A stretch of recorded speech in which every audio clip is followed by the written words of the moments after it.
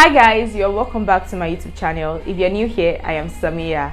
Please subscribe if you have not subscribed. You can also go back to watch my previous videos, like them, share with your family and friends, comment, engage the post. Thank you for doing that in advance.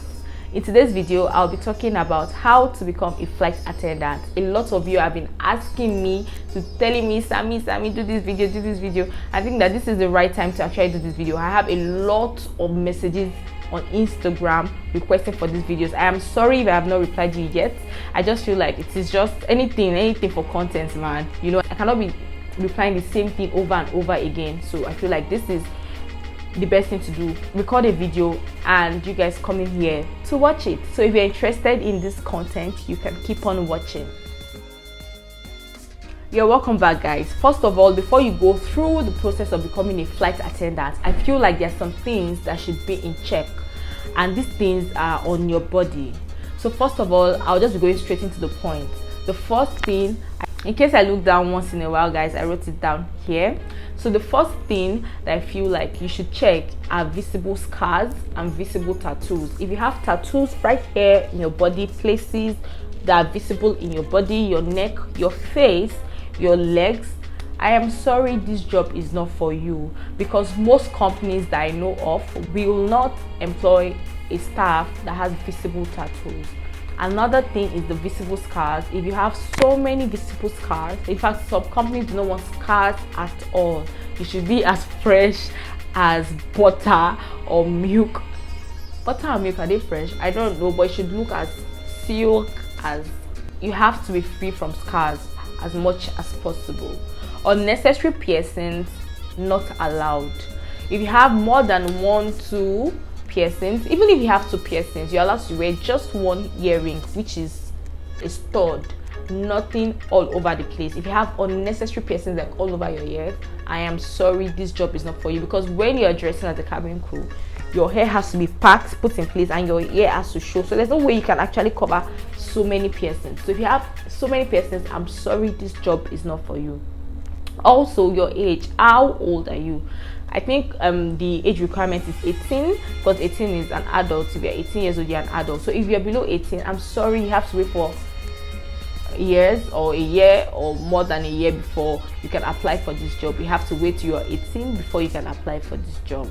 Another thing is your BMI. The full meaning of BMI is your body mass index, body mass something. Anyway, your BMI is very important. For example, while I was training to become a cabin crew, I was weighing 86 kg. Yes, you guys can go back and watch my previous videos where I talked about how I lost all of this weight.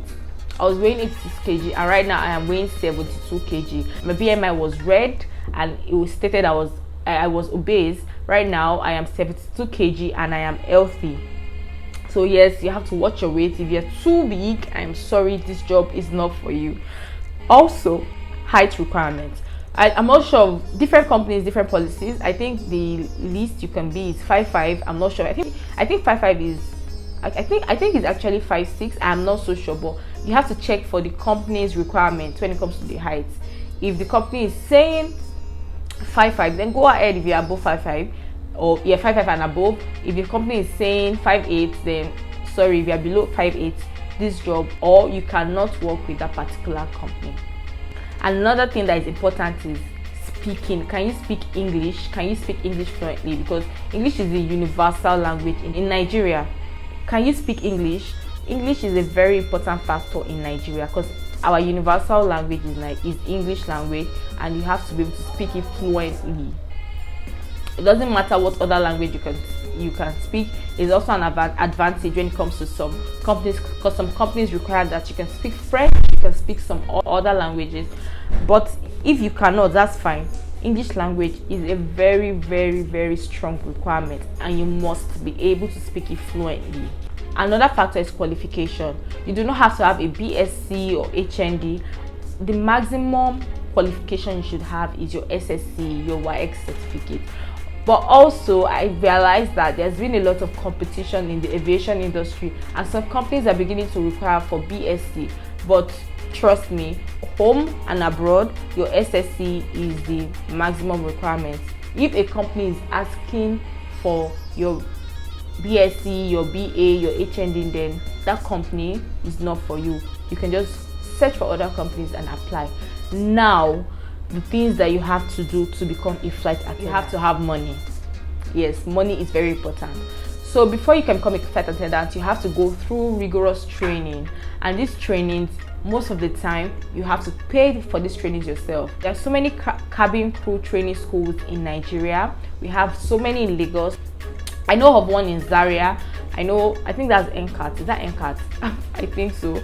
And this you're trained for, it depends on your school, you're trained for between 1 month to 4 months or 3 months, and the payments differ.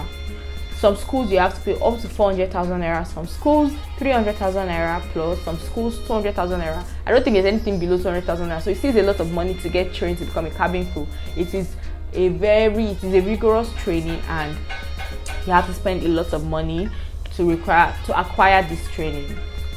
When you're done with training, the next thing you have to do is to apply for jobs in different companies.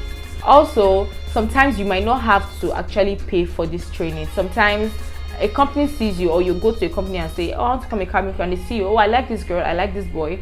They take you in and train you with their own money as a staff, so you do not have to pay. But I'm not sure there's so many companies in Nigeria that actually pay for your training. Most of the time, you might have to pay for yourself. The next thing after training is packing your CV, your license, and so many other documents that are required of you, and start going for interviews.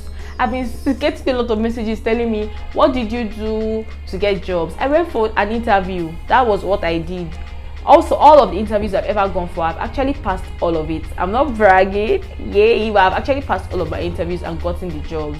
So all I do is prepare myself for these interviews, and I go for these interviews. I read my books, and I try my best to, come through when it comes to my interview. I interact well, I speak well, and I dress like a cabin crew. I'm going to bring out another video on how to prepare for an interview, and the possible questions, and the things that you have to do generally to pass your interview. I'm not going to be talking about that in this video.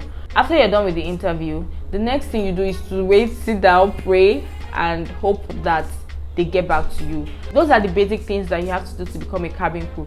You train, you go for interviews, you sit down, wait, pray, and you wait for a callback. When you get a callback, then you go through the indoctrination process of the said company that employed you.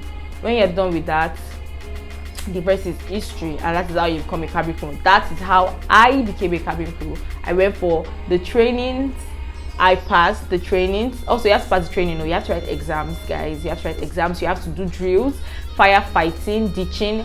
Ditching is when a plane crashes in water. Do you know what to do when a plane crashes in water? You're going to be trained in your training school. All of these things, you go through them, you pass them. I think you write like 2 papers. You pass these 2 papers. You go for interviews with your documents. You ace the interview, and I down, waited for a callback. I got the callback, and here I am today working for a very good company in Nigeria. So guys, I hope you found this video useful. If you have more questions, please ask me in the comment section below. You can also DM me on Instagram if you want privacy at samiyyah.a, SAMIYYAH.a. I'll be putting it on the screen. I hope you enjoyed this video. Please do well to give it a thumbs up, comment, share with your family and friends, like, subscribe if you have not subscribed at this point. I really need you guys to subscribe to my channel. Thank you guys. See you in my next video. Bye.